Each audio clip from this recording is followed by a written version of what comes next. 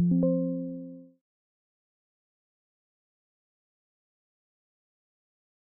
Hind friends. आपल्या revision through पीवायक्यूच्या सेशनमध्ये आज आपलं हे 10वं लेक्चर असणार आहे, ज्यामध्ये आपण इकॉनॉमिक्सचा जे उर्वरित क्वेश्चन आहे, जवळपास 35 क्वेश्चनचं कव्हरेज जे आहे हे आजच्या लेक्चरमध्ये आपण घेणार आहोत. ठीक आहे. तर अगदी पहिल्या लेक्चरमध्ये सांगितल्याप्रमाणे तुम्हाला जे आहे की या सगळा रिव्हिजन थ्रू पीवायक्यू या प्रोग्राममधून जे आहे तुम्हाला मॅक्सिमम तुमचा जो स्कोर हा इन बिटवीन स्टक होतो आहे, तर त्याच्यामध्ये मॅक्सिमम तुमचा सेफ स्कोर येण्यामागं या प्रोग्रामचा उद्देश आहे. ठीक आहे. आणि त्या अनुषंगाने आज आपलं हे 10वं लेक्चर आहे लिटरली. तर याच्यामध्ये तुमच्या लक्षात आलेलं असेल की एकंदरीत आजपर्यंत आपण जे राज्यसेवा मुख्य परीक्षा 2023 त्या संदर्भातचं हे 10वं लेक्चर या अनुषंगाने सगळ्या ट्रिक्स वगैरे तुम्हाला सांगून झालेल्या आहेत. ठीक आहे. म्हणजे सब्जेक्ट वाईज कीवर्ड्स कसे शोधायचे, अपोजिशन पार्टी वगैरे आपले सगळे जे कीवर्ड्स आहेत ते तुम्ही नोंदवून ठेवले असतील अशी अपेक्षा करतो. ठीक आहे. तर आजच्या या आपल्या लेक्चरमध्ये इकॉनॉमिक्सचे उर्वरित क्वेश्चनचं अनालिसिस सुरू करूया. बघा, क्वेश्चन नंबर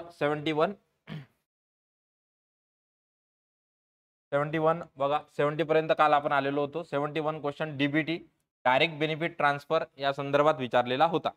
आता मुद्दा काय आहे की आयोग जनरली डीबीटी स्कीम बद्दल वर्ष हेच देते आहे 2015. लॉजिक काय त्याच्या मागचं? तर आपल्याला असं वाटते की सत्तेत असणारं जे सरकार आहे सध्या बीजेपी सरकार, त्यांनी मोठ्या प्रमाणावर याचं काय केली होती, ॲडव्हर्टायझिंग केली होती. म्हणून आपल्याला असं वाटते की डायरेक्ट बेनिफिट ट्रान्सफर हा कोणाचा प्रोग्राम आहे, बीजेपी सरकारचा. मात्र 2013 मध्ये मनमोहन सिंगच्या कालावधीतच हा प्रोग्राम सुरू झाला होता. त्याला फक्त वेगळ्या पद्धतीनं जे आहे ॲडव्हर्टाइजमेंट म्हणा किंवा जास्त मोठा प्रचार करण्याचं काम कोणा सत्तेतल्या सरकारनं केलेलं आहे. तर त्या अनुषंगाने इथे वर्ष चुकीचं आहे. हा ॲक्च्युअल प्रोग्राम केव्हाचा आहे, 2013चा, आणि ऑलरेडी पीवायक्यू आहे, त्यामुळे तुम्हाला माहीत असणं अपेक्षित आहे. ठीक आहे. डायरेक्ट बेनिफिट ट्रान्सफर, प्रत्यक्ष हस्तांतरणीय लाभ यासारख्या योजनेत डीबीटीने आशादायी परिणाम दाखवले आहेत. मग आपल्याला माहिती आहे की झारखंड सारख्या राज्यानं अगदी आपलं जे राशन आहे पीडीएस त्याच्या मार्फत केरोसिन सुद्धा पुरवलेलं आहे. ठीक आहे, या अंतर्गत.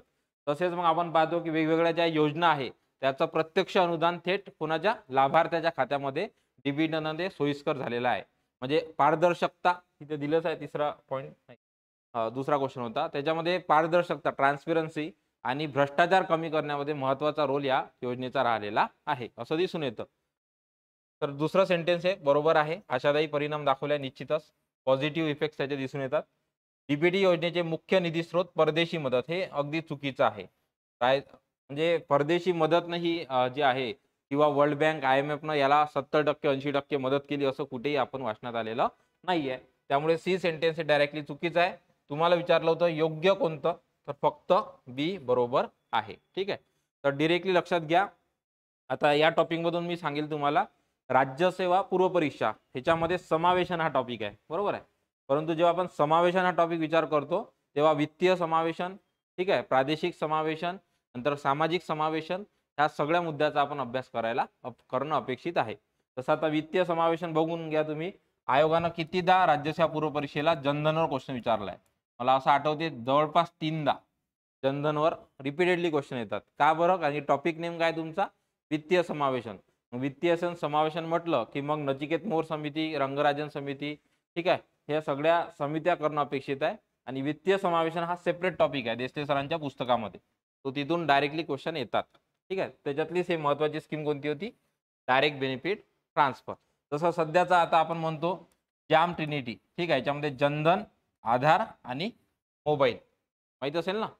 जाम ट्रिनिटी हे असं म्हटलं जाते की ई गव्हर्नन्सचा एक मोठ्या प्रमाणावरचा प्लॅटफॉर्म आहे. ठीक आहे. कारण की जनधन योजना, वित्तीय समावेशन, आधार याचा एक आपण काय इन्स्ट्रुमेंट आहे, आणि तिसरं जे आहे मोबाईलद्वारे ॲक्सेस, ई गव्हर्नन्स. ठीक आहे, क्लिअर. तर जाम ट्रिनिटी लक्षात ठेवा वित्तीय समावेशांच्या अनुषंगाने. क्लिअर. नेक्स्ट क्वेश्चन घ्या. 72 हा फक्त पाठ करून ठेवा. याचं लॉजिक पर्यंत कसं पोहोचायचं हे मी सांगेल तुम्हाला. बघा, कोलिन क्लार्क 1950 मध्ये चायना, भारत आणि पाकिस्तान यांनी काय केलं आहे की राष्ट्रीय उत्पन्नाच्या इतके टक्के बचत करण्याचा इशारा दिला होता. ठीक आहे. म्हणजे केव्हाचा कालखंड आहे, 50चा, बरोबर आहे. बचत सांगते आहे तुम्हाला ते. त्याच्यातलं एक्स्ट्रीम एक ऑप्शन आपण एलिमिनेट करू शकतो कॉमन सेन्सनं, की 1950 मध्ये भारत आहे म्हणजे बरोबर आहे, स्वतंत्र झाला होता नुकताच, तेव्हा एवढ्या मोठ्या प्रमाणात बचत करायला सांगणार आहे का? म्हणजे ॲटलीस्ट 75% प्रोबॅबिलिटीमध्ये आपण जाऊ शकतो. हा ऑप्शन तुम्ही एलिमिनेट करायला पाहिजे, बरोबर आहे ना. 40% बचत आत्ताही पॉसिबल नाही आहे सध्या, तेव्हाचा तो प्रश्नच नव्हता. मग आता राहिला हे 3 ऑप्शन. याच्यातला मी म्हणेल की जेव्हा तुम्ही अशा टाईपच्या क्वेश्चनला डील करता, तेव्हा कोणतेही 2 ऑप्शन जे जास्त क्लोज आहे, नियर आहे, त्याच्यापैकी एक तुम्ही जाऊ शकता. ठीक आहे. आता याच्यामध्ये हा जर मी एलिमिनेट केला, हे जास्त 2 क्लोज मला दिसतंय. ते पेपर सेट करण्याचा माइंडसेट म्हणत आहे मी तुम्हाला. ठीक आहे, हे महत्त्वाचं आहे. तर 2 ऑप्शन क्लोज. ठीक आहे, याच्यापैकी कोणता? तर इथे 15.5 आहे, तर इथे 12.5 तुमचं उत्तर आहे इथे. ठीक आहे. म्हणजे हा क्वेश्चन ज्यानं सेट केला, त्यानं काय केलं असेल, त्याच्या ऑलरेडी माइंडमध्ये लक्षात घ्या, पेपर जो सेट करतो, जसं मी आता क्वेश्चन सेट करतो, तेव्हा मला ऑलरेडी काय माहिती राहते, ऑप्शन माहिती आहे. मला तो कोणत्या ऑप्शनमध्ये टाकायचा यासाठी माझा प्रयत्न असतो. तर जनरली लक्षात घ्या, मला हा बॅक ऑफ द माइंडमध्ये हा माझा डेटा आहे. तर मी याच्याशी निगडीत एक ऑप्शन टाकला 15.5. तिसरा असा ऑप्शन टाकला मी दुसरा, जो जवळपास आहे. मग हे 2 सेट केल्यानंतर मला कोणती संख्या सुचली, रँडम कोणतीही 30, 40, 50 सुचली असेल. ठीक आहे. आणि चौथ्या इथे मी काय दिलं, आन्सर देऊन टाकलं. ठीक आहे. त्यामुळे 2 पॅटर्न असतात. जेव्हा अननोन क्वेश्चन येतो, लक्षात घ्या, हा एक पॅटर्न आहे. जेव्हा अननोन क्वेश्चन येतो, तेव्हा 2 प्रोबॅबिलिटी जास्त असतात. तुम्ही पहा नेहमी आजपर्यंत अननोन क्वेश्चन जर आला, तर त्याचा आन्सर एक तर 1 जास्त असेल किंवा 4 जास्त असेल. लक्षात ठेवा. काय करतो तो पेपर सेटर, अननोन क्वेश्चन आला तर आन्सर देऊन टाकतो किंवा आन्सर होल्ड करून ठेवतो. ठीक आहे, हे 2 स्ट्रॅटेजी आहे, लक्षात घ्या. समजत आहे? फार जास्त महत्त्वाचं आहे अननोन क्वेश्चनला डील कसं करायचं. ठीक आहे, एक तर तो क्वेश्चन आन्सर देऊन टाकतो. ठीक आहे, बरोबर, किंवा मग तो शेवटपर्यंत होल्ड करतो तुमचं पेशन्स. तुम्ही हे करता, ते करता, ते करता की 4 नंबर करता. ठीक आहे. तर अननोन क्वेश्चन असला तर मी सांगेल की जनरली 1 किंवा 4 पैकी ऑप्शन असते, किंवा जेव्हा तुम्हाला रिस्क घ्यायची असेल 100% तेव्हा. ठीक आहे, या ऑप्शन सोबत तुम्ही जाऊ शकता. ऑलराईट, नेक्स्ट क्वेश्चन घ्या. सोपा होता एकदम क्वेश्चन आपला. बँकिंग हा चॅप्टर आहे. बँकिंग चॅप्टर करत असताना जे आहे लक्षात घ्या, मनी मार्केट, कॅपिटल मार्केट आणि रिझर्व्ह बँक ऑफ इंडिया हे तिन्ही व्यवस्थित करून ठेवा. ठीक आहे. मनी मार्केटमध्ये आपल्या ह्या सगळ्या बँका येतात, बरोबर आहे. कॅपिटल मार्केटमध्ये सेबी वगैरे सारख्या संस्था आल्या, आणि नंतर आपलं जे आहे आरबीआय. तर आरबीआय स्वतंत्र, त्याचं मॉनिटरी पॉलिसी, चलनविषयक धोरण, हा फार जास्त इम्पॉर्टंट टॉपिक आहे. पुन्हा सांगतो, आरबीआयचं चलनविषयक धोरण, TRR, SLR, repo, reverse repo सगळं व्यवस्थित करून ठेवा. ठीक आहे. सोपा क्वेश्चन होता. ICICI आपल्याला माहिती आहे 55 ची आहे. IDBI 1964 ची स्थापना. सिडबी जी आहे 1990, स्मॉल इंडस्ट्रीला जे आहे कर्ज देण्यासाठी. आणि IFCI ही पहिली वित्तीय संस्था आहे, केव्हाची, जुलै 1948. एकच ऑप्शन इथं, आन्सर ऑप्शन 2 डिरेक्टली. ICICI 55 पाठच पाहिजे तुमच्या. ठीक आहे. सेबीची स्थापना कालच्या लेक्चरला पाहिली आपण. 88 ची स्थापना. 92 ला रंगराजन समितीनुसार वैधानिक दर्जा. पाठ पाहिजे तुमच्या. सिडबीची स्थापना इथं 90 ची दिलेली आहे. SBI ची स्थापना विचारली तर 55 चीच आहे. ठीक आहे. नेक्स्ट पुढचा क्वेश्चन घ्या. हे दोन्ही सेंटेन्स बरोबर आहे. 2001 ची पॉलिसी आहे देशांतर्गत जलवाहतूकची. एवढं जर माहिती असतं तर ठीक आहे, म्हणजे डायरेक्टली हा क्वेश्चन आला असता. कारण की दुसरं सेंटेन्स आपलं कोणतं आहे, जनरल सेंटेन्स आहे, लक्षात घ्या. दुसरं सेंटेन्स कोणतं आहे, जनरल सेंटेन्स. रेल्वे आणि रस्ते वाहतूक हे एकमेकांना काय पूरक असतात, बरोबर आहे. इथं इंग्रजीमध्ये वाचू शकता, road and railway transport are complementary to each other. बरोबर आहे ना, एकमेकाला पूरकच आहे ना, ते विरोधात आहे का दोघं एकमेकाच्या, नाहीये. क्लिअर. त्यामुळे हे दोघंही एकमेकाला पूरक असतात. हे सेंटेन्स जनरल सेंटेन्स आहे. पहिल्या वाक्यामधलं हे इयर पार्ट असणं अपेक्षित होतं. महिना वाटल्यात जाऊ द्या. 2001 मध्ये देशांतर्गत जलवाहतूक धोरणाला मान्यता दिली. ठीक आहे. इथं इंटरनल वॉटर पॉलिसी लक्षात ठेवा 2001 ची आहे. वर्ष पाठ करा. 1 आणि 2 दोन्ही सत्य आहेत. ठीक आहे. कशावर होता क्वेश्चन, टॉपिक ओळखत जा. पायाभूत सुविधा, जलवाहतूक. ठीक आहे. तर पायाभूत सुविधामध्ये तुम्ही फक्त काय करता गृहीत, घर, सिंचन वगैरे नाही, तर वाहतूक हा पायाभूत सुविधेचाच भाग आहे. आणि मग वाहतूक एकच नाही आहे. ठीक आहे. रस्ते वाहतूक, जलवाहतूक, हवाई वाहतूक या तिन्ही आल्या त्याच्यामध्ये, आणि रेल्वे. नेक्स्ट क्वेश्चन, लक्झरी पर्यटन रेल्वे. पुन्हा कोणता क्वेश्चन आहे हा आता, पायाभूत सुविधा रेल्वे, बरोबर आहे टॉपिक. तर पायाभूत सुविधा, आता हा क्वेश्चनचं लॉजिक सांगतो काय होतं. हा कोळंबे सरांच्या पुस्तकामध्ये मला वाटते आहे, बहुतेक देसले सरांच्या पुस्तकातही आहे. ठीक आहे. तर याच्यामध्ये माझा हा बरोबर या दृष्टिकोनातून आला. सर्व माहीत नव्हतं, परंतु एक मी लक्षात ठेवलं होतं की सर्वात जुनी कोणती आहे याच्यात. ठीक आहे. त्याच्यामध्ये पॅलेस ऑन व्हील हा सर्वात जुना उपक्रम आहे. C चं 4 बघा एकाच ऑप्शनमध्ये आहे. हा क्वेश्चन माझा बरोबर होता पेपर. ठीक आहे. म्हणजे कधी कधी काय होते की गोष्टी तुम्ही रॅन्डमली पाठ करत असताना काहीतरी लॉजिक त्याच्यात डेव्हलप करा. जर तुम्हाला दिसतंय बरोबर आहे 4-5 गोष्टी आहे आणि तुम्ही 100% कन्फ्यूज होणार आहात, तर मग तिथे असं लक्षात ठेवा ओल्डेस्ट कोणती आहे किंवा अर्लीएस्ट कोणती आहे, बरोबर आहे ना? तर हे लॉजिक लक्षात ठेवा. त्याच्यावरून येऊ शकतो क्वेश्चन हा. बघा पॅलेस ऑन व्हील डायरेक्टली सर्वात जुना आपलं जे लक्झरी रेल्वे पर्यटनाचा भाग होता पॅलेस ऑन व्हील. ठीक आहे. 1982 चा इनिशिएटिव्ह आहे. महाराजा एक्सप्रेस केव्हाची आहे 2010 ची रिसेंटची आहे, हे लक्षात ठेवा रिसेंट. कोणती महाराजा एक्सप्रेस. गोल्डन कॅरियॉट बीचं एक आहे 2008 चा इनिशिएटिव्ह आणि डेक्कन ओडिसी हे नेव्ही न्यूज मध्ये राहते. ठीक आहे 2007. क्लिअर समजत आहे. तर म्हणून जे आहे जेव्हा मल्टिपल फॅक्ट असते तेव्हा काहीतरी त्यामध्ये लॉजिक डेव्हलप करून त्या गोष्टी लक्षात ठेवायचा प्रयत्न करा. आन्सर तुम्हाला येईल. नेक्स्ट पुढचा क्वेश्चन बघा. मुंबई नागपूर समृद्धी कॉरिडॉर सर्वांना माहित आहे 701 किलोमीटर वगैरे आहे इत्यादी इत्यादी. ठीक आहे 2 टप्प्यात बांधकाम झाला, एकाचं ऑलरेडी उद्घाटन झालेलं आहे. ठीक आहे. मॅक्सिमम जे ऍक्सिडेंट होत आहेत त्याच्या मागे काय रिझन आहे तो इंटरव्ह्यूचा भाग झाला. आता हे बघा याच्यामध्ये फॅक्च्युअल गोष्टी होती. तर तुम्हाला एवढं तर बेसिक मिनिमम माहित असलं पाहिजे का 10 जिल्ह्यातून जातोय. 2 ऑप्शन तर डायरेक्टली सिलिमेंट होतात, बरोबर आहे. आपण पाहू आता कालचं लॉजिक आठवा तुम्ही. मोस्ट कॉमन असं मी सांगितलं होतं. आता 10 जिल्हे बरोबर आहे. 30 तालुके. आता खेड्यामध्ये बघा कोणतं कॉमन होत आहे रिपीट 354 म्हणजे उत्तर काय असणार आहे 4. समजलं. 420 खेडी का बरं असणार नाहीये. तसं तर आपला अभ्यासाचा भाग असायला पाहिजे पण सांगत आहे त्याच्यातही जर तुम्हाला क्वेश्चन पर्यंत जायचं असेल म्हणजे जे तुम्ही सांगतो की जवळपास 20 क्वेश्चन हे तुमचे 50-50 मध्ये असणार आहे. 20च्या वर म्हणा 20+ म्हणतो मी. तर त्याच्यातला या लॉजिक हे जे काही आपलं चालू आहे आरटीपी या आरटीपी मधून तुम्ही 20 पैकी मी जवळपास सांगतो 14 ते 15 क्वेश्चन बरोबर आणू शकता 100%. एवढं तुम्हाला याच्यातून फायदा होईल. ठीक आहे. इथे सरळ काय 354 खेडी. क्लिअर. हा लॉजिकचा वापर मोस्ट कॉमनचा तुम्ही सायन्सच्या प्रिलिम्स मध्ये करू शकता. कुठं फक्त जिथं तुमचा डेटा कमी पडतो. एक नेहमी लक्षात घ्या सर्वाधिक जास्त भाग हा महत्वाचा कोणता आहे कंटेंटचा. तुम्ही जे पुस्तक वाचता तुमचं जे पाठांतर असणार आहे ज्या गोष्टी तुम्ही लक्षात ठेवा लागणार आहे तुम्हाला त्या जास्त महत्वाच्या आहेत. त्याच्यानंतर सुरू होतं ह्या गोष्टी सगळ्या कोणत्या लॉजिक टेक्निक वगैरे सगळ्या. ठीक आहे. त्यामुळे बेसिक हा भाग तुम्ही कंटेंटला 80% वेटेज आहे मी म्हणेल आणि त्याच्यावरून 20% जे आहे जवळपास डेव्हलप होतं तुमचं लॉजिक. ठीक आहे. पुढचा क्वेश्चन. प्रमुख बंदर प्राधिकरण 2021 रोजी अधिसूचित करण्यात आले. फेब्रुवारी 2021 उत्तर आहे. तुमच्या जास्त कामाचा नाहीये. डायरेक्टली तसा विचारणार नाही प्रिलिम्स मध्ये. मेन्स मध्ये डायरेक्टली पायाभूत सुविधा सेपरेट टॉपिक आहे त्यामुळे हा क्वेश्चन विचारला आहे. प्रमुख बंदर प्राधिकरण. आता या अनुषंगाने मला आठवते प्रिलिम्सला क्वेश्चन विचारला होता की जे प्रमुख बंदर आहे मोठे बरोबर आहे मोठे बंदर आहे तर त्याची अंमलबजावणी किंवा कोण पाहते केंद्र सरकार आणि जे छोटे वगैरे बंदर आहे त्याची अंमलबजावणी कोण पाहते राज्य सरकार.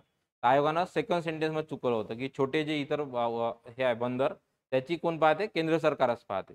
असा तुम्हाला क्वेश्चन येऊ शकतो प्रिलिम्सला पुन्हा. ठीक आहे. भारताने हळदीवरील पेटंटची लढाई जिंकली तेव्हा हे CSIR चे महासंचालक होते. Council for scientific and industrial research. ठीक आहे. CSIR 1946 स्थापना बघू द्या मला 1942 ची स्थापना आहे लिहून घ्या. 26 सप्टेंबर 1942 1942 CSIR ची स्थापना. ठीक आहे. आणि जेव्हा मग ते आपण चालू होतं ना USA सोबत आपलं चालू होतं हळदीच्या पेटंटचा वाद तेव्हा मग कोण होते महासंचालक तर माशेलकर होते. अरे माशेलकर. ठीक आहे. सध्याचे कोण आहे तुमच्यासाठी CSIR तुम्ही सर्च करा. सध्याचे जे महासंचालक आहे ते कोण आहे ते शोधून ठेवा. ठीक आहे. करंट मध्ये येऊ शकतो.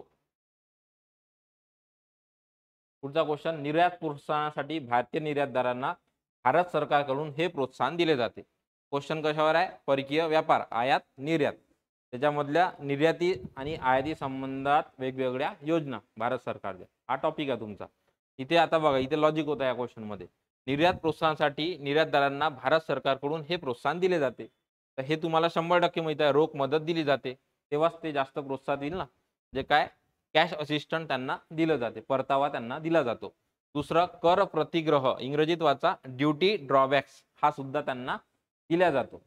आता तुम्हाला काय विचारलंय बघा, निर्यात प्रोत्साहनासाठी निर्यातदारांना, आणि तुम्ही म्हणाल इथं आयात आहे सर, बरोबर आहे. परंतु आता इथे ट्रॅप होऊ नका आयोगाच्या लॉजिकमध्ये. इथे तुम्ही हे शोधा की मला ए बी ऑप्शन पाहिजे. पहा खालच्या चारही ऑप्शनमध्ये कुठे आहे ए बी? 4 ऑप्शनमध्ये, म्हणून संपला विषय. ठीक आहे. आता याच्यामध्ये जर इंग्रजीत तुम्ही वाचलं तर इम्पोर्ट एन्टायटलमेंट हा ॲक्च्युअली एक्सपोर्टचाच भाग आहे. ठीक आहे. जेव्हा एक्सपोर्ट करून आपण तेव्हाच इम्पोर्ट एन्टायटलमेंट आपल्याला मिळणार आहे. त्यामुळे इथे लगेच निर्यात म्हटलं तर इथे आयात ते आपलं ओव्हर थिंकिंग करू नका. लॉजिकचं कधीही ओव्हर थिंकिंग करू नका. नाही तर मला माहिती आहे इथे तुम्ही लगेच आयात इनिमेट केलं आलं असेल. ठीक आहे. तर असं प्रत्येक ठिकाणी लागू होत नाही. त्याच्या मोजक्या ठिकाण आहे. ठीक आहे. तर हे इथे वरीलपैकी सर्व उत्तर बरोबर आहे. क्लिअर? नेक्स्ट क्वेश्चन नंबर, हे बहुराष्ट्रीय कंपन्यांच्या वाढीचे कारणे नाहीत. हा मात्र यायला पाहिजे होता. नाहीत म्हणते वाढीसाठी मल्टीनॅशनल ज्या कंपनीज आहे, MNCज आपण पाहतो, वॉलमार्ट सारखी कंपनी म्हणा, हे मल्टीनॅशनल कंपनी आहे, बरोबर आहे, वेगवेगळ्या. तर याची जे वाढ आहे, म्हणजे याची जी ग्रोथ आहे, बरोबर आहे, याच्यासाठी कोणते घटक जबाबदार नाही? कोणता वाटते तुम्हाला घटक? कोणता असेल? ऑल वाटत आहे. आणखी इंग्रजीमध्ये वाचत चला. ठीक आहे. बायलँग्वेज जो तुम्हाला पेपर असते ना, त्यांना तुम्हाला बराचसा फायदा होतो. ते सवय लावून घ्यावं लागते. मी किती ओरडून सांगितलं तर होणार नाही. तुमच्या समोर जेव्हा पेपर राहील, तुम्ही जेव्हा इंग्रजीत वाचाल तेव्हा ते तुम्हाला जास्त जे आहे कनेक्ट होईल. बघा आता मार्केटिंग महत्त्वाची आहे, बरोबर आहे, त्याच्यामुळं वाढ होत आहे. दुसरं आपण पाहू फायनान्शियल सुपेरियरिटीज, फार जास्त काय सक्षम आहे त्या. तिसरं टेक्नॉलॉजिकल सुपेरियरिटीज, बरोबर आहे, विशेष नाही. ते तांत्रिकदृष्ट्या काय त्या वरचढ आहे. आता तुम्ही सांगा भाषा हा घटक इतका महत्त्वाचा वाटत नाही आपल्याला. आणि मुद्दा काय आहे बघा, आता तुम्ही सांगा, आपण असं समजू वॉलमार्टचीच कंपनी काय, बरोबर आहे, वॉलमार्ट ही कंपनी USA बेस्ड आहे. तर USA मध्ये जे लँग्वेज आहे, लोकल लँग्वेज, ते असं समजा इंग्रजी आहे, बरोबर आहे. तर मग वॉलमार्टची भाषा इंग्रजी आहे म्हणून भारतात त्याची ग्रोथ होणार आहे का? आहे काय? नाही. कारण की आपली वेगवेगळ्या आपल्या भाषा आहे, बरोबर आहे. राष्ट्रभाषा नाही आहे आपल्याला कोणती, पण वेगवेगळ्या आपल्या भाषा आहे. तर या अनुषंगाने भाषेचा रोल हा काही असणार नाही. त्याच्यामुळे बी सेंटेन्स वगळता ते सर्व बरोबर. ठीक आहे. आता इथं जास्त ब्रॉड विचार करू नका, आणि हा क्वेश्चन चुकला तर जास्त टेन्शन घ्यायची मुद्दा नाही आहे. मात्र थोडाफार तुम्ही विचार करायला पाहिजे का ऑप्शन सेट करताना हा सिंगल ऑप्शन सेट केलेला आहे. ठीक आहे. थोडं त्या दृष्टिकोनातून विचार करत चला. कारण काय लक्षात घ्या, मुद्दा काय इथं वरील सर्व तुम्हाला इथं ट्रॅप करण्यासाठी आहे. आणि जेव्हा तुम्हाला काउंटर ऑप्शन आठवते, तुमचं एक लॉजिक आपण बोललो होतो काउंटर ऑप्शनचं. ठीक आहे. तर ह्या काउंटर ऑप्शन सेट केला याला, म्हणजे इथे तुम्हाला 50-50 मध्ये काय देणार आहे आयोग? धोका. ठीक आहे. तर मग या अनुषंगाने इथं विचार करणं अपेक्षित आहे. नेक्स्ट पुढचा क्वेश्चन घ्या. दोन्ही सेंटेन्स बरोबर आहे. 2016-17 मध्ये अभियांत्रिकी वस्तूंना प्रथम स्थान. जनरली अभियांत्रिकी वस्तू असतो आपला, बरोबर आहे. त्यामुळे इथं काही चुकवण्याचा मुद्दा नाही. आणि निर्यात उत्पन्नाच्या जवळपास 3/4 हिस्सा उत्पादित वस्तूच्या निर्यातीचा होता. ठीक आहे. तर हे दोन्ही विधाने सत्य आहेत. 3/4 हिस्सा उत्पादित वस्तूच्या निर्यातीचा होता. ठीक आहे. आता या क्वेश्चन आपल्याला काय लक्षात घेतलं पाहिजे, आपण सेम क्वेश्चन डिझाईन करा. हा वर्ष कोणतं विचारलाय बघा, 2016-17. याच्यासाठी तुम्ही मिनिमम 2 वर्षाचे 2022-23, ठीक आहे, आणि 2023-24 साठी करंट इयरचा, हे तुम्ही 2 आकडेवारी या 2 साठी पाठ केली पाहिजे. व 22-23 मध्ये कोणतं प्रथम स्थान आहे आणि 22-23 मध्ये उत्पादित वस्तूचा वाटा किती आहे, समजलं? त्याला म्हटलं जाते FYQ. आपण जे पहिल्या लेक्चरमध्ये बोललो होतो, FYQ फ्युचर इयर क्वेश्चन. ठीक आहे. ते इथून डेव्हलप होते आपलं. ठीक आहे. आपण काय फक्त पुस्तक वाचत बसतो. पुढचा क्वेश्चन घ्या. हा सोपा होता. अवमूल्यन तुमच्या पाठ पाहिजे त्या अनुषंगानं. 49ला सर्वात प्रथमतः 30.5 झालं होतं. हेचं 2च ऑप्शन आहे, एकच ऑप्शन आहे. ठीक आहे, डायरेक्टली. तसंही 66 मध्ये सर्वात जास्त मॅक्सिमम 36.5. मग 1 जुलै 1991ला 9.5% दरानं, आणि 15 जुलैला जे आहे तिसऱ्या टप्प्यामध्ये आपलं 2% दरानं. ठीक आहे, क्लिअर? तर अवमूल्यन आपल्या पाठ पाहिजे 1949, 1966 आणि 1991 ह्या 3 वेळेस झालेलं होतं. ह्या तिघाच्या वेळेसचे अर्थमंत्री कोण होते? चौधरी, मथाई वगैरे. ठीक आहे, लक्षात ठेवा. पुढचा क्वेश्चन घ्या. आता हा समजण्यावर होता हा क्वेश्चन. म्हणजे तुमचा जेवढा कन्सेप्ट क्लिअर आहे, तुम्हाला पब्लिक फायनान्स समजलेला आहे, सार्वजनिक वित्त, त्याच्यावर आला असता तो. बघा, चालू महसुलातून द्याव्या लागणाऱ्या व्याजामुळे सार्वजनिक कर्जाचा बोजा वाढला आहे. ठीक आहे. आता तुम्हाला एक जनरल माहिती असलं पाहिजे आउटलाईन, की आपला भारत सरकारमधचा जो खर्च आहे मॅक्सिमम म्हणजे रुपया जो येतो, तुम्ही जर अर्थसंकल्प वाचला असेल, त्यातला सर्वात जास्त पैसे देणं आपलं कुठून जाते? व्याज खर्च. बरोबर आहे. सिंपल गोष्ट आहे. डायरेक्टच तो रुपयाची साईन असते अर्थसंकल्प येते. तर व्याजामुळे सार्वजनिक कर्जाचा बोजा वाढला. हे सेंटेन्स काय असणार आहे? बरोबर आहे. दुसरं बघा, सार्वजनिक कर्जाच्या परतफेडीसाठी प्रतिबंधात्मक उपाययोजना करण्यासाठी वित्तीय साधनाचा वापर केल्यामुळं खाजगी क्षेत्राला उपलब्ध होणाऱ्या निधीची कमतरता भासते. आता हा ॲक्चुअली राजकोषीय पॉलिसी, फिस्कल पॉलिसीवर क्वेश्चन आहे. त्याचं म्हणणं काय, की कर्जाची परतफेड याच्यासाठी आपण जे निर्बंध लागतो, निर्बंध लावतो आपण. मग काय करतो अशा वेळेस? तर आपण जे आहे जसं मॉनिटरी पॉलिसीमध्ये जो आपण CRR, SLRचे दर वाढवतो. मग अशा वेळेस जेव्हा आपण एखाद्या गोष्टीचे दर वाढवतो, CRR, SLR, repo, reverse repo, त्याचं काय होते? मार्केटमधलं मनीचं कॉन्ट्रॅक्शन होते. बरोबर आहे ना? मार्केटमधलं लोकांच्या हातातला पैसा काय होते? त्यामुळं कमी होते.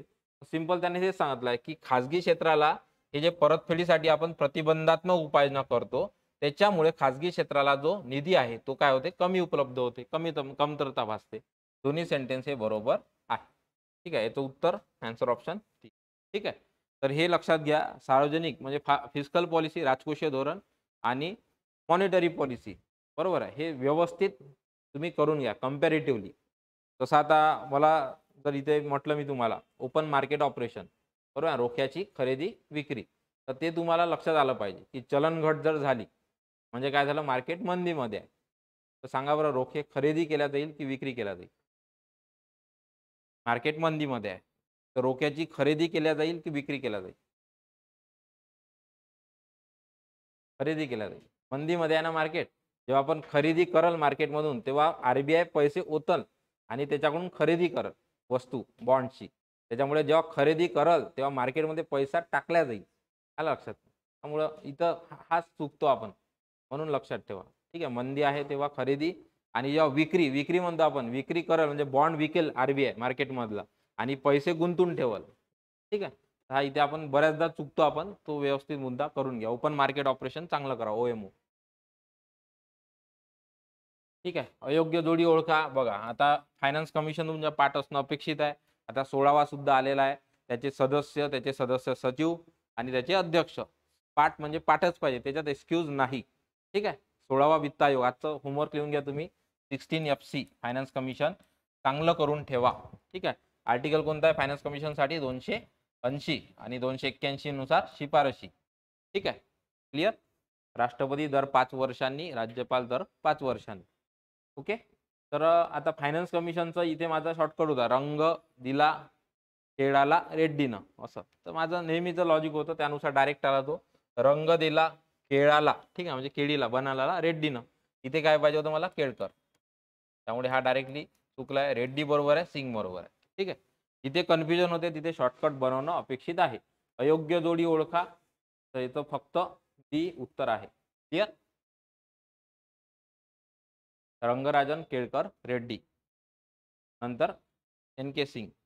त्याच्या आधीचे अपेक्षित आहे आयोगाला NPK सावळवे किंवा यशवंतराव चव्हाण 9वे किंवा 8वे आहे. ठीक आहे. ते पाठ करून ठेवा. पहिले जे आहे कोण होते ते. नेक्स्ट क्वेश्चन, भारतातील कामगारासाठी ही सामाजिक सुरक्षा योजना नाही. तुम्ही सांगायचं उत्तर काय असायला पाहिजे? सामाजिक सुरक्षा योजना नाही. भारतीय कामगारासाठी ही सामाजिक सुरक्षा योजना नाही. बघा, हे तर दोन गोष्टी नसल्याच पाहिजे. कर्मचारी भविष्य निर्वाह निधी हा तर आहेच, बरोबर आहे. तुम्हाला काय विचारलंय? कामगारासाठी सामाजिक सुरक्षा. कर्मचारी PF फंडचा आहेच, बरोबर आहे. कामगार पुन्हा हा शब्दाला हाही ऑप्शन मधून गेला तुमचा. ठीक आहे. आता तुमचा ह्या दोन पैकी राज्य कामगार हा कामगार शब्द गेला. आला उत्तर 3. गोष्ट आहे. ते माहीत असेलच हे अपेक्षित नाही, मात्र तुमचा एक आजूबाजूचा जो एकंदरीत कॉमन सेन्स आहे, ठीक आहे, सतसत विवेकबुद्धीनं तुम्ही उत्तर काढू शकता. सर्व गोष्टांना कामगारासाठी सोशल सिक्युरिटी विचारली आहे. आजारी औद्योगिक उद्योग हे काय? इटसेल्फ जे आहे इंडस्ट्रीसाठी सामाजिक सुरक्षा आहे, ते कामगारासाठी नाही आहे. त्याच्यामुळे हा बाहेर निघतो डायरेक्टली. Answer option 3. नेक्स्ट घ्या. Question number 86. दोन्ही बरोबर आहे सेंटेन्स.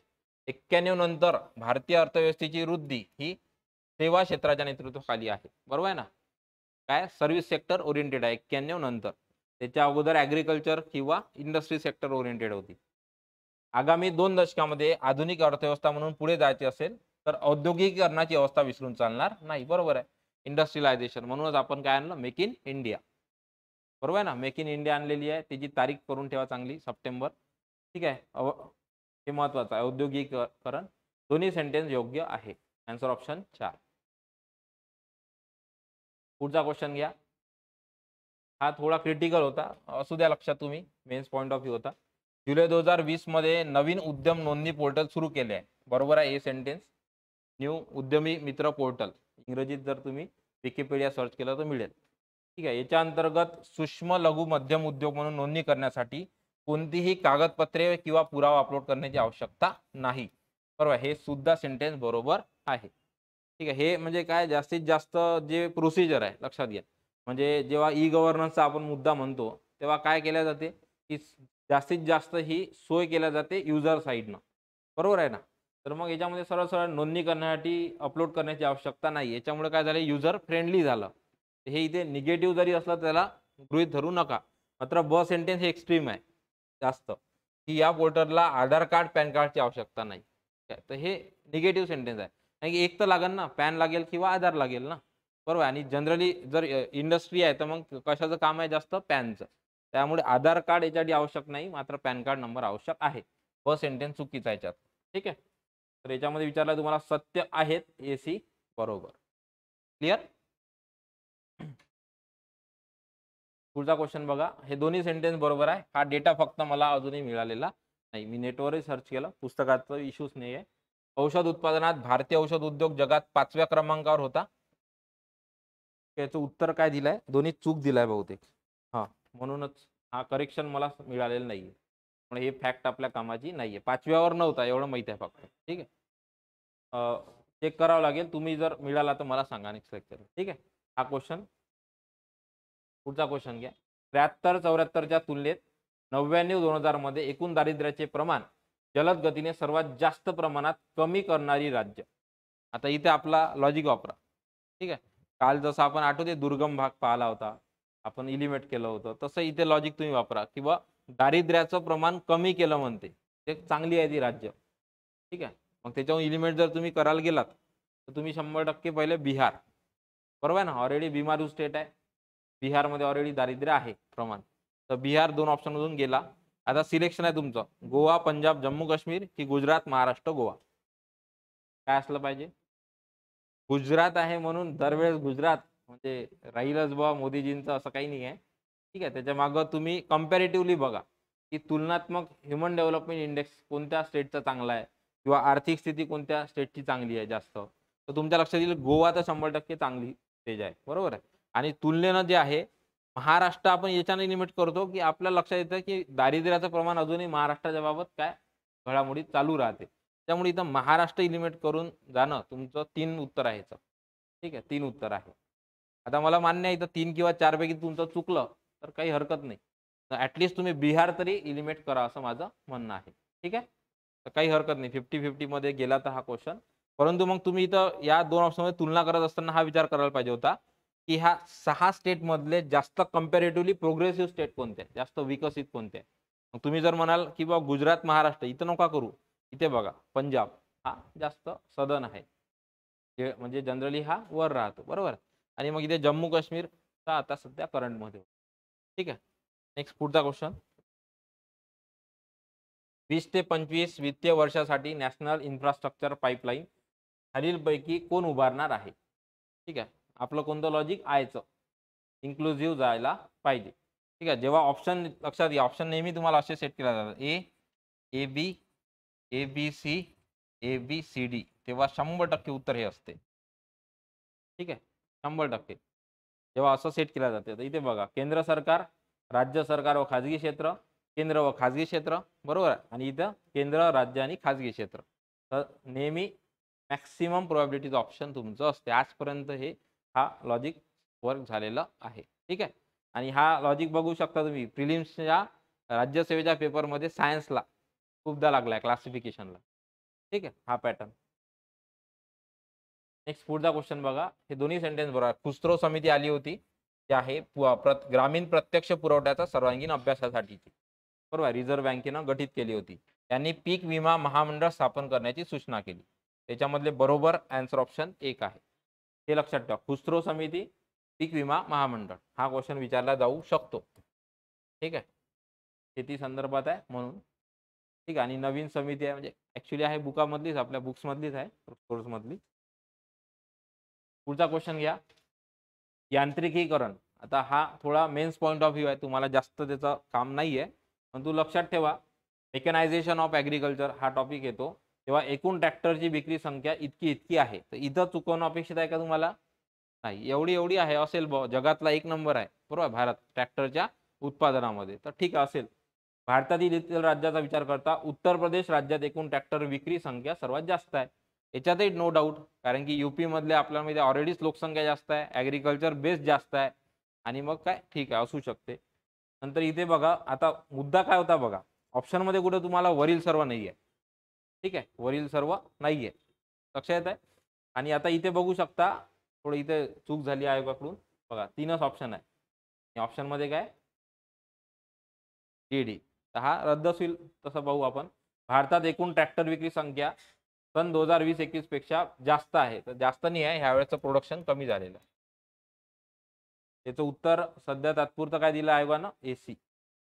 क्लिअर. ती सेंटेन्स चुकवला आहे, तसं हा रद्दच होईल ना, ती सेंटेन्सच नाही याच्यामध्ये. क्लिअर. पुढचा घ्या. 93 डायरेक्टली बघा, राष्ट्रीय अन्न सुरक्षा अधिनियम केव्हाचा आहे? 2013चा. ठीक आहे, सप्टेंबर मला वाटते 13चा हा नियम आहे, आणि जुलैमध्ये जे आहे 5 जुलै 2013 आपण काय रेट्रोस्पेक्टिव्हली लागू केलाय. तारीख पाठ पाहिजे हा. तसं मनरेगा आपली पाठ पाहिजे तारीख, सप्टेंबर महिन्यातला आहे 2005चा, आणि फेब्रुवारी 6 मध्ये आपण लागू केला. ठीक आहे, तर तशाच पद्धतीनं 5 जुलै 2013 रेट्रोस्पेक्टिव्हली हा अधिनियम लागू केला. हे जास्त डिटेलमध्ये आहे, तुम्हाला येणार नाही. तर परिशिष्ट 1 मध्ये आहे वाटप किंमत, परिशिष्ट 2 मध्ये आहे पोषण मानके. मला विचारला अयोग्य, आन्सर ऑप्शन ए बी अयोग्य आहे. ठीक आहे, राहू द्या, म्हणजे नाही केलं तरी चालेल. मेन्सचा क्वेश्चन आहे प्युअरली. अन्न व पोषण आहार हा टॉपिक आहे. 94 ही समिती भारत सरकारने आयात निर्यात व्यापार विवाद सोडवण्यासाठी स्थापन केली. लक्षात घ्या, जेव्हा जेव्हा असं ॲब्रिव्हिएशन दिले जातात, नेहमी लक्षात ठेवा माझा शब्द, तर तेव्हा इंग्रजीत तो प्रश्न वाचायचा सोपा जातो. इथे बघा, आता आपण पाहू. Committee is setup to resolve import export trade dispute by the Indian. ठीक आहे, बाय इंडियन गव्हर्नमेंट. आता ट्रेड डिस्प्यूट हा शब्द वाचा तुम्ही, कोणत्या शॉर्ट फॉर्म मध्ये दिसते तुम्हाला? TD. ठीक आहे, संपला विषय. Answer option 3. ठीक आहे, नेहमी लक्षात ठेवा, ॲब्रिव्हिएशनचे क्वेश्चन हे तुम्ही नेहमी इंग्रजीमधून वाचा, त्याच्यातून तुम्हाला डायरेक्ट लिंक लागणार आहे. कारण की TDचं मराठीत काही दिलं असते का त्यांनी? नाही, TDचं काय राहील? TDच राहील. ठीक आहे, त्यामुळे इथे बघा, committee for quality complaints and trade dispute असं त्याचं नाव आहे. ठीक आहे, आन्सर ऑप्शन 3. ॲब्रिव्हिएशनवर जनरली तसेच क्वेश्चन विचारले जातात. पुढचा क्वेश्चन, एकूण खर्चाच्या तुलनेत शेती आणि शेतीपूरक क्षेत्रावर केलेला खर्च पंचवार्षिक योजनेनुसार चढत्या क्रमाने लावा. तुमच्याकडून अपेक्षित आहे उत्तर, कारण की आज तुम्हाला माहिती आहे आपलं आजचं 10वं लेक्चर आहे, आणि क्रमानं लावा मध्ये आपण प्रत्येक वेळेस लॉजिकनं गेलेलो आहे. पहिली योजना काय? शेतीविषयक योजना होती. सर्वाधिक खर्च पहिल्या योजनेत कशावर झाला असेल? शेतीवर. तुम्हाला काय विचारला इथं? चढता क्रम, म्हणजे पहिली पंचवार्षिक योजना कुठं पाहिजे तुमचे ऑप्शन? शेवटी. बरोबर, शेवटी असणार ऑप्शन कोणते आहे? बरोबर. आणि मग आता तुलनेनं बघा, शेतीचा खर्च हा कमी कमी होत गेला, बरोबर आहे, आणि शेवटी मग कमी झाला असेल. मग आता इथे पहिली नंतर तुम्हाला चौथी मध्ये काय झालं असेल? खर्च जास्त. जे बी ऑप्शन आहे तुम्हाला शेवटून पाहिजे दुसरा. कोणत्या ऑप्शन मध्ये आहे? आन्सर ऑप्शन आलं तुमचं. ठीक आहे, डी आणि ए वरून संपला विषय. ठीक आहे, पुन्हा एकदा सांगतो, चढता क्रमाचा तर लिटरली लॉजिक लागतात, मॅच द पेअर मध्ये लॉजिक वर्क होतात. ठीक आहे, फक्त याच्यामध्ये काय शांततेत जाण्याची आवश्यकता असते. ठीक आहे, बरोबर आहे ना? तुम्हाला माहिती आहे ना, डायरेक्टली पंचवार्षिक योजना पहिली काय म्हणतो आपण? पुनरुत्तार योजना, सर्वात जास्त शेतीविषयक. दुसरी योजना उद्योग, तिसऱ्यामध्ये शेती आणि उद्योग, चौथ्यामध्ये मग स्वावलंबन दारिद्र्य निर्मूलन चालू झालं. बरोबर, त्यामुळे डायरेक्टली एवढं तरी दोन ऑप्शन तर इलिमिनेट तुम्ही करू शकले असता. फक्त केव्हा? जर तुमचा हा शब्द तुम्ही वाचला नाही तर तुमचं चुकू शकते. ठीक आहे, पुन्हा सांगतो, चढता उतरता क्रम. ठीक आहे, उत्तर दक्षिण पूर्व पश्चिम हा तुम्ही बरोबर लक्षात ठेवा. गडचिरोली जिल्ह्यातील लोकांचे दरडोई उत्पन्न वाढवण्यासाठी बांबू विकास मंडळाने प्रकल्पाच्या पुढाकाराने एक आदर्श घालून दिला. सांगा काय असेल उत्तर? बांबूपासून काय बनवतो आपण ह्या खालच्यापैकी? सिंपल विषय अगरबत्ती, कॉमन सेन्सचा विषय आहे. ठीक आहे, आन्सर ऑप्शन 3 बरोबर आहे. तुम्ही सांगा पापड साबण, ठीक आहे, संबंध नाही. आणि तंबाखूसाठी तुम्हाला माहिती आहे स्वतंत्र पीक आहे तंबाखूचं, त्यामुळे डायरेक्ट कॉमन सेन्सवर क्वेश्चन होता.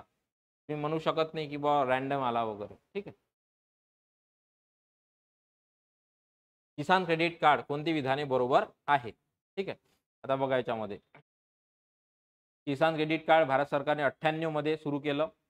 12 महिन्याकरता बिनवाजी कर्ज आणि रोकड कर्ज सुविधा पुरवते. बरोबर विचारलाय तुम्हाला, सांगू शकते कोणी?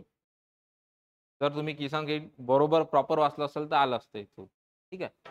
चुकवण्याच्या आयोगाच्या जागा बघा. आयोगाने 98 बरोबर दिला किसान क्रेडिट कार्ड. अल्प मुदतीचा कर्ज पुरवठाही बरोबर आहे, पण आरबीआय नाही आहे, नाबार्डच्या सहाय्याने. ठीक आहे, त्यामुळे हे सेंटेन्स गेलं.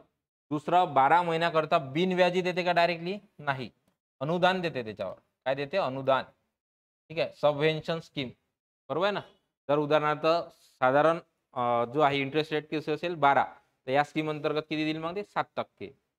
ठीक आहे, लक्षात ठेवा. विभेदित व्याजदर समिती कोण आहे? हजारी समिती. त्या पद्धतीनं बिनव्याजी कर्ज देते का डायरेक्टली? नाही. आणि मग कॅश क्रेडिट प्रोव्हाइड करते. बरोबर आहे. आन्सर ऑप्शन 2, केवळ सी बरोबर. 97. ओके, पुढचा क्वेश्चन घ्या. हा मी म्हणेल अवघड होता क्वेश्चन. ठीक आहे, ते भारतीय निर्यातीच्या संदर्भात चढत्या क्रमाने मांडणी करा. ठीक आहे, आता कम्पॅरेटिव्हली या सर्वपैकी एक आपण काढू शकतो उत्तरातून, तरी 100% उत्तर निघाल याची गॅरंटी नाही. या 4 पैकी तुलनेने आपल्याला माहिती आहे की पूर्ण सीझनभर कोणतं दिसते आपल्याला? संपूर्ण सीझनमध्ये दिसून येत तुम्हाला फळ याच्यातलं केळी. बरोबर आहे, सर्वात जास्त केळी. आणि त्यांनी विचारला चढता क्रम, म्हणजे केळी मला शेवटी पाहिजे. आलं लक्षात? तर कोणते ऑप्शन आहे? हे 2 बरोबर आहे. पण नंतर मात्र लॉजिक आपण लावू शकत नाही, कारण की तुलनेनं आंबा, द्राक्षे, संत्री आपल्याला दिसेल. ठीक आहे, इकडे तिकडे. याचं ऑप्शन डिरेक्टली सांगतो 98चं 2 आहे, बीडीसीए. आपल्याला हे तुलना करता येईल ऍक्च्युली. द्राक्षे बरोबर आहे, आणि इकडे डी आपला संत्री. ठीक आहे, याचा आन्सर ऑप्शन 2 लक्षात ठेवा. याची निर्यात झालेली आहे. याच्यामध्ये 50-50% मध्ये तुम्ही उत्तर जाऊ शकता. तुमचा नशिबाचा भाग. यस, हो, आपण तोही लॉजिक लावू शकतो तुम्ही म्हणणार, परंतु बी आंबा दोन्ही ऑप्शन मध्ये आहे बघा ना. डिसाइडिंग तुमचा तोच आहे. ही ऑप्शन दोन्ही याच्यात आहे ना, तर डिसाइडिंग तुमचा हा 2 पैकी एक होतो, द्राक्ष किंवा संत्री. नेक्स्ट 99. 2016च्या खरीप हंगामात झाली. बरोबर आहे. बरोबर. विमा योजनेत फक्त अन्न आणि तेलबिया हे शब्द कीवर्ड्स क्रॉस करा. फक्त नाही, नगदी पिकांचा सुद्धा समावेश आहे. ठीक आहे, फळ पिकांचा सुद्धा समावेश आहे. त्याच्यामुळं बरोबर आहे केवळ हे फक्त बरोबर. फसल विमा योजना 1 एप्रिल 2016. 1 जानेवारी 2016 पासून विकसित देशाच्या सदस्याकडून कमी विकसित, हा क्वेश्चन आहे. वर्ल्ड ट्रेड ऑर्गनायझेशन याच्या ज्या वेगवेगळ्या कॉन्फरन्सेस होतात, बरोबर आहे, त्याच्यामधला हा क्वेश्चन होता. नैरोबी पॅकेजचं उत्तर आहे. नैरोबी जे पॅकेज झालं आहे, ठीक आहे, नैरोबी जे कॉन्फरन्स झाली होती, त्याच्यामध्ये हे एकंदरीत सविस्तर चर्चा झालेली होती. तर तुम्हाला या लेवलवर प्रिलिम्सला क्वेश्चन विचारणार नाही. मेन्सच्या वेळेस मात्र करावं लागेल चांगलं. नेक्स्ट, आता हा पुन्हा माझं ते लॉजिक आहे ह्याच्यातलं. ह्या 4 पैकी सर्वात आधी काय सुरू झालाय हे मला माहिती होतं. ठीक आहे, तरी माझा हा थोडा सिली मिस्टेक झाली या क्वेश्चनमध्ये, चुकला माझा. त्याच्यातला सांगतो. रिलेटिव्हली या 4 पैकी रिसेंटली कोणतं सुरू झालं आणि सर्वात जुनं कोणतं आहे, याच्यावरून हा क्वेश्चन येतो. ठीक आहे, तर पशुधन विमा जो आहे ना, पहिले आपण सुरू केला. ठीक आहे, तर त्याचं उत्तर काय असं पाहिजे? बीचं 1. डायरेक्ट उत्तर 2 येतं. ठीक आहे, जेव्हा तुम्ही हे रॅन्डमली वाचता तेव्हा तुम्हाला एवढं जरी माहित पाहिजे की कन्फर्म मला इयर नाही माहित सर, पण तुम्हाला माहिती आहे की पशुधन विमा आधी सुरू झाला होता. ठीक आहे, या 4 पैकी पहिले कोणतं इयर आहे? 93-94 पशुधन विमा. बाकी आता राष्ट्रीय कृषी पीक विमा हे रिसेंटचा आहे. ठीक आहे, 2007-8 याच्याहून आला असता एक क्वेश्चन बघा, हाही आला असता. म्हणजे तुम्हाला काय अपेक्षित आहे आयोगाचा विचार करा. जेव्हा क्वेश्चन फ्रेम केला जातो तेव्हा तुमचं पूर्ण डेटा तुमच्या पाठ असणं अपेक्षित नाही आहे. या सगळ्या स्कीमपैकी एवढं जरी माहिती असतं एखाद्याला की बुवा रिसेंटची स्कीम कोणती आहे? राष्ट्रीय कृषी पीक विमा योजना. आणि मग त्याच्याच जागी आपण काय आणली आता? प्रधानमंत्री, बरोबर आहे, विमा योजना. तर सिंपल गोष्ट, डायरेक्टली आला असता उत्तर. ठीक आहे, सेट करताना ते हिंट ठेवतात. नंतर हवामान आधारित जे आहे 99-2000चं आणि कृषी उत्पन्न विमा योजना याचं काय 2003-4. Answer option second. नेक्स्ट पुढचा घ्या. भारतातील कृषी खर्च व किमती आयोग विधाने विचारात घ्या. CACP. ठीक आहे. Agriculture prices and cost and prices. ठीक आहे. Commission for agriculture cost and prices. तसं ॲक्च्युली स्थापना जी आहे 1965ची आणि 1964ची सॉरी आणि 1985 मध्ये त्याचं नाव चेंज झालं होतं. ठीक आहे. क्लिअर. तर सध्याचे अध्यक्ष विजय पॉल शर्मा बरोबर आहे. इथे कृषी मंत्री जे असतात ना हे मला वाटते सदस्य सचिव आहे. मला मिळालं नाही ते, परंतु मग मी सर्च केलं ॲक्च्युली वेबसाईटवर जाऊन त्यांच्या. तर बहुतेक मला वाटते ते सदस्य सचिव आहे. त्यांनी उत्तर फक्त ए बरोबर दिलं. केंद्रीय कृषी मंत्री सदस्य सचिव. एकदा कन्फर्म करून घ्याल फक्त मिळालं तर. ठीक आहे. पॉल शर्मा सध्याचे बरोबर आहे डायरेक्टर. 103. हा माहित असणं अपेक्षित होतं. प्रिलिम्सलाही तुम्हाला येऊ शकते हा क्वेश्चन. ठीक आहे. काय म्हणते की 2020 रोजी 1,00,000 कोटी हा डायरेक्टली तुम्हाला येऊ शकता की 2020 रोजी किती रुपयाचा कृषी पायाभूत सुविधा निधीची घोषणा केली. तर हा डायरेक्ट येऊ शकता 1,00,000 कोटी. तर देतील तुम्हाला 1,00,000, 2,00,000, 5,00,000, 10,00,000. ठीक आहे. माहीत नसेल तर डायरेक्टली हा क्वेश्चन चुकतो. याच्यात लॉजिक नसते. पाठच पाहिजे. 1,00,000 कोटीची तरतूद केली कृषी पायाभूत सुविधेसाठी. बी सेंटेन्स हे जनरल होतं. याची सुरुवात भारताच्या माननीय पंतप्रधानांनी 2020 रोजी केली. बरोबर आहे. तुम्ही आता विचार करा 5व्या महिन्यात 2020 मध्ये यांनी जे आहे घोषणा केली असेल. बरोबर. आणि 2020 रोजी यांनी औपचारिक सुरुवात केली असेल तर ह्याच्यात चुकू शकते का बरं काही. दोन्ही मंथ हे नंतर आहे ना. पहिले घोषणा केली नंतर सुरुवात केली. इथं डाऊट घ्यायचा भाग होता का नाही. तुम्ही डाऊट घ्यायला पाहिजे आता, कारण की प्रश्नाचं स्ट्रक्चर बघा आहे. ए चूक, बी चूक, सी चूक. लक्षात येत आहे. इथं जर प्रश्न असता ए बरोबर, बी बरोबर, ए बी बरोबर, बी सी बरोबर तर मुद्दा नव्हता. ते डायरेक्टली डाऊट घ्यायचा मुद्दा तुम्हाला सी वर आलेला आता. आणि तसंही जर तुम्हाला माहित असलं ए बी बरोबर आहे तर डायरेक्ट उत्तर निघतं बघा. ए चूक नाही आहे, बी चूक नाही आहे. ठीक आहे. आता इथे तुम्ही स्टक झाला. बरोबर आहे ना. तर 100% हे गेलं उत्तर. इनडायरेक्टली तुम्हाला उत्तर तुमचं मिळालं आहे. समजत आहे का. समजून राहिलं ना. ए चूक नाही आहे, बी चूक नाही आहे आणि सर्व चूक आहे का नाही आहे. त्यामुळे सी तर 100% चुकीत. ते उत्तर माहीत नसताना कसं पोहोचायचं हे आपण या प्रश्नावरून चांगल्या पद्धतीने शिकलो. समजलं. आता हा ऍक्च्युली कालावधीचा जो आहे 2020 ते 32 आहे. ठीक आहे. 2020 ते 32 याच्यामध्ये कोणत्याही 10 वर्षामध्ये त्याची अंमलबजावणी आपल्याला करणं आहे. इथे आयोगाने चुकवलं. 30-31 नाही आहे तो 31-32 आहे. ठीक आहे. क्लिअर. तर हे चांगलं व्यवस्थित करून ठेवा. महत्वाचं आहे ॲग्रिकल्चर मध्ये. पुढचा क्वेश्चन बघा. भारतीय कृषी संशोधन परिषद म्हणजे जे आहे ICAR वर क्वेश्चन आहे तुम्हाला. ठीक आहे. इथेही बघा आता हा एक ट्रॅप आहे ICAR. तर याच्यामध्ये केंद्रीय कृषी मंत्री याचे अध्यक्ष असतात. बरोबर आहे. हे काय ऑटोनॉमस बॉडी आहे. बरोबर आहे. संशोधन आणि शिक्षण संस्थातले जगातले सर्वात मोठे जाळे आहे असू शकते. ठीक आहे. ही संस्था थेट केंद्र सरकारच्या नियंत्रणाखाली आहे. तर हा बी काउंटर ऑप्शन आहे. ऑटोनॉमस आहे आणि थेट केंद्र सरकारच्या नियंत्रणाखाली आहे. हे दोन्ही एका वेळी शक्य होणार नाही. ठीक आहे. त्यामुळं ABC बरोबर आहे. डी माझा एलिमेंट होतो. ठीक आहे. क्लिअर. ICAR इंडस्ट्री जे आहे Indian council for agriculture research 1929 ची स्थापना. नेक्स्ट लास्ट क्वेश्चन आजच्या लेक्चरचा. 2021-22 कृषी क्षेत्रासाठी संस्थात्मक स्त्रोतनिहाय कर्ज. ठीक आहे. बेसिक होता भाग. तुम्हाला कृषी क्षेत्रासाठी कर्जाचं प्रमाण विचारलं होतं. तर तुम्ही तुमच्या ज्या कॉमन सेन्स म्हणतो आपण त्याच्यानुसार इथं विचार करायला पाहिजे की सर्वाधिक जास्त कर्ज कोण देते. तर नॅशनलाइज बँक आहे, ज्या शेड्यूल बँक आहे त्या. बरोबर. कारण की सर्वात जास्त प्रमाणही कोणाचं आहे त्यांचंच आहे. सहकारी वित्तीय संस्था कमी आहे. प्रादेशिक ग्रामीण बँका तुलनेनं कमी आहे. सर्वात जास्त प्रमाण कशाचं आहे शेड्यूल कमर्शियल बँक्स ज्या RBIच्या शेड्यूल 2 मध्ये येतात. बरोबर आहे. इथे बघा बीचं मला 1 पाहिजे. तर हे 2 ठिकाणी आहे. बाकी सहकारी वित्तीय संस्था 2 क्रमांकावर आहे. प्रादेशिक ग्रामीण बँका 3 क्रमांकावर आहे. 105चं उत्तर जे आहे 2. सहकारी वित्तीय संस्था दुसऱ्या क्रमांकावर, अनुसूचित व्यावसायिक बँका पहिल्या क्रमांकावर आणि प्रादेशिक ग्रामीण बँका तिसऱ्या क्रमांकावर. समजतं.